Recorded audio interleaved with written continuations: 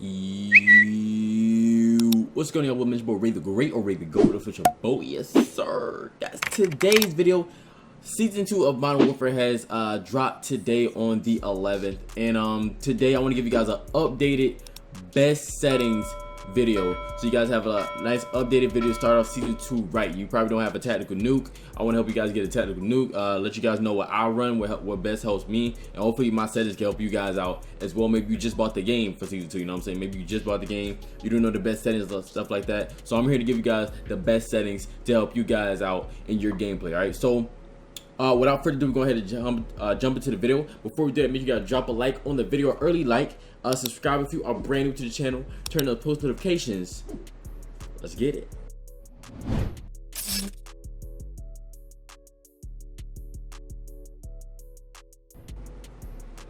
Alright, ladies and gentlemen, so like I said, man, we are here on season 2 of Call of Duty Modern Warfare, and I'm here to give you guys the best settings, best graphic settings, best audio settings, just the best settings in Call of Duty Modern Warfare to help you thrive in this game. All right, so first off, we're gonna go ahead and jump into it. First off, we're gonna start with the controller settings. Now, these are my controller settings that I have currently. Like I said, I do switch my sensitivity around sometimes, and I'm gonna let you guys know why.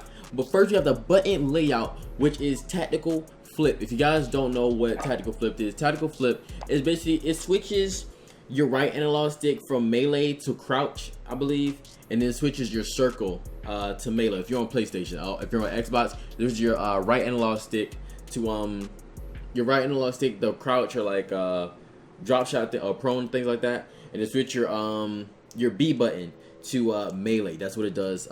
That's what tactical does. Now the flip part, the flip is basically flipping your L2 and your R2. That's probably what you use to aim in and shoot on this game. It switches that to your L1 and your R1. If you ask me, that's probably the best way to have it if you guys want to have a fast reaction time of ADSing and like trying to get the first shot on people. That is your best bet. Switch your button layout to flip. If you play flip, it's a lot better. You're going to take a little bit getting used to. You're probably going to try to aim in, you miss a throw a grenade and stuff like that.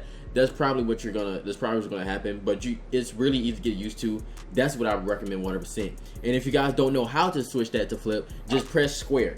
That's all you do. Just press square, and it goes from flip to regular, flip. That's basically what you do. All right, so tactical is what I have for my button layout preset. Now for the stick layout, I have that on default. I don't really mess with the stick layout at all. Just have that on default.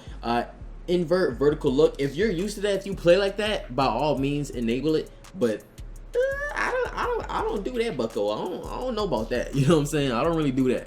But I have mine on disabled. Now for the horizontal stick sensitivity, I have it on 6, and vertical stick sensitivity, I have that on 6 as well. Now I usually switch this around really depending on how I'm feeling during the day. If I feel like sniping, I'll switch it to 9. If I feel like sniping, that's what I do. I snipe on 9. If I feel like I want to start, you know what I'm saying, like pushing a lot faster than what I already do, I'll probably put it on 7. I just put it up one more on 7. You know what I'm saying? Those are the 3 sensitivities that I use. Sometimes I just use 6.6, I use 7.7, or I use 9.9. Alright. And another good one is also 6.7. If you guys never tried that, 6.7 is actually really good. 6.7 is really good for me in my case, or you can do 7.6. 7.6 is real good, is real good as well. But yeah, those are my sensitivities that I rock with. These sensitivities help me stay on target. If you're a new player, lower sensitivities help you a lot. Don't use a super fast one if you're a newer player. Super fast one can help you. No, not help you. I'm sorry. A super fast one can make your accuracy a little off.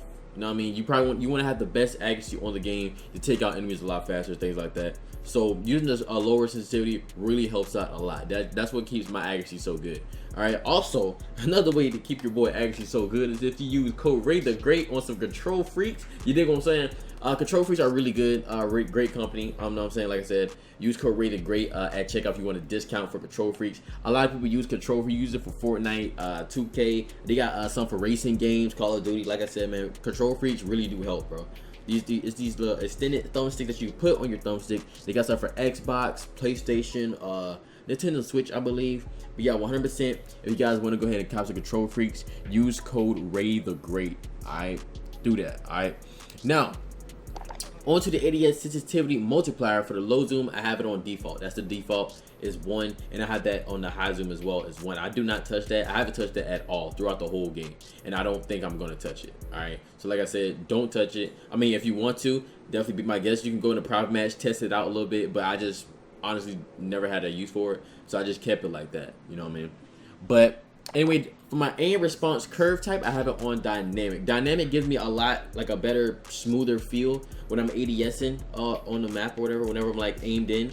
It gives me it feels smoother, and it makes my reaction time a lot faster. You know what I'm saying? It takes less time for your controller to actually respond to the game. You know what I mean? That's basically what it basically is. And yeah, I have mine on dynamic. If you have it on standard, like I said, my guess, but personally, I like dynamic better. It's a lot smoother, a lot faster. I can control my aim a lot smoother with dynamic. All right. Now for the controller vibration, I have that on disable. If you play with your controller vibration on, 100% turn it off. Turn it off, and I promise you, you will see improvement in your gameplay. I've been playing without vibration ever since Modern Warfare 2. That was my first Call of Duty. Ever since Modern Warfare 2, I've been playing with the controller vibration off. Ever since I turned it off, my accuracy has gone through the roof. You know what I'm saying? My accuracy has gotten better. Staying on target, things like that. Controller vibration can really knock off your aim. Believe it or not, it really can. All right, so turn that off 100%. If you have it on, turn it off. Try it out. Okay. It may feel weird, but 100% try it out. I promise. Try it out. All right. Now for the aim assist, I had that on standard. Before, but I think like when the game first came out, I had it on focusing. Yeah, I had it on focusing. I can say this right now, focusing is too strong.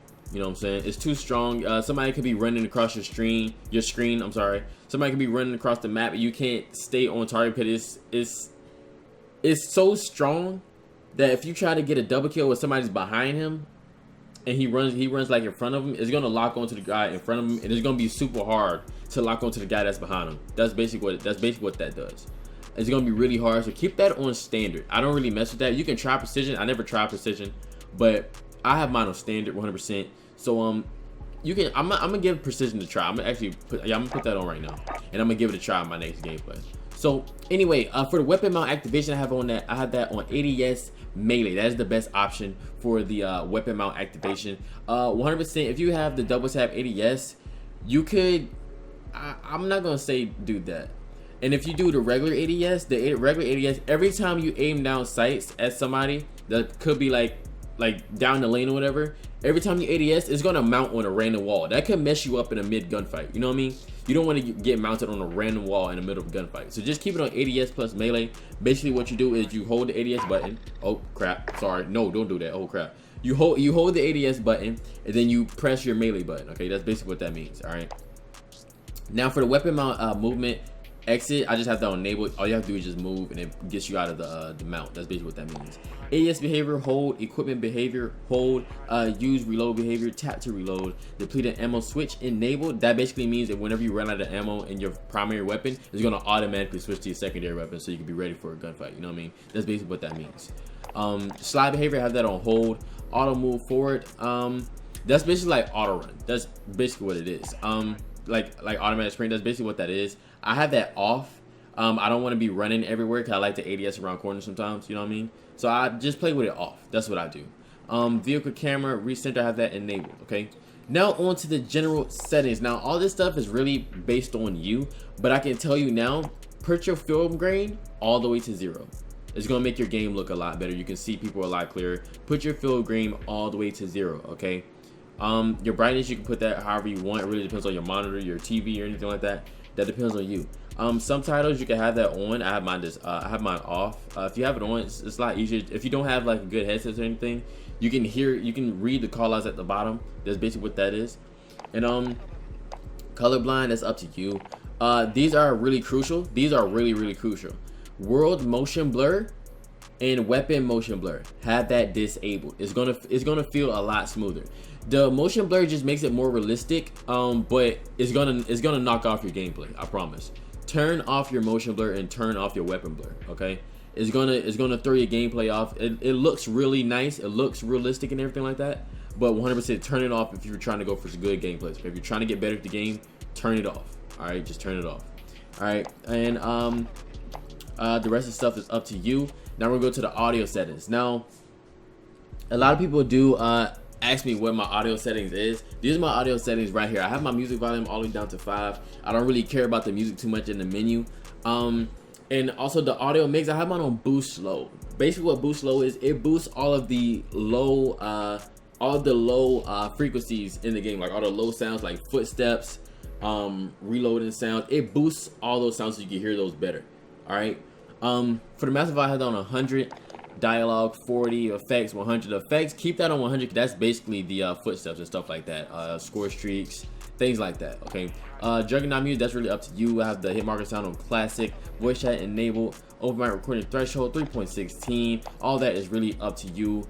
But yeah, like I said, 100%, make sure you have it on boost low, music volume on 5, and have your effects volume on 100. Okay, another one that I heard was good for the audio mix is boost high as well.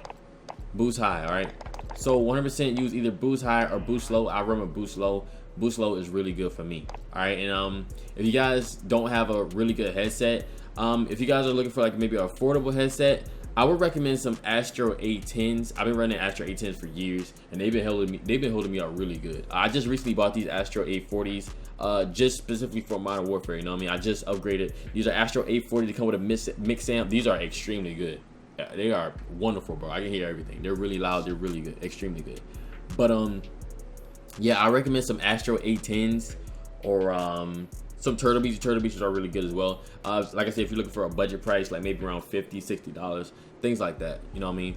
But yeah, man, that, ladies and gentlemen, that is basically it, bro. That is the whole video. That is all my settings to help you achieve greatness in Call of Duty Modern Warfare, man. I hope you guys did enjoy the video. If you guys do use these settings, please let your boy know. If you get your first gameplay, your first tactical nuke with these settings, let your boy know, man.